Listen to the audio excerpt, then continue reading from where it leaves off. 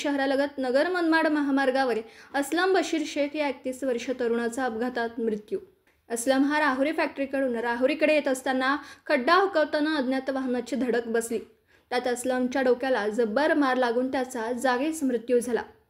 असलम हा एक ड्रायव्हिंग करून आपला आणि आपल्या कुटुंबाचा उदरनिर्वाह करत होता। एका टाटा जीप गाडीवर ड्रायव्हर म्हणून एका फळ व्यापाराकडे काम करत होता। तीच गाडी घेऊन तो राहुरी फॅक्टरीकडून राहुरीकडे येत असताना खड्डा हुकवताना अज्ञात वाहनाची त्याला धडक बसली व तो गाडीतून खाली पडून डोक्याला जब्बर मार लागला व त्याचा जागीच मृत्यू झाला।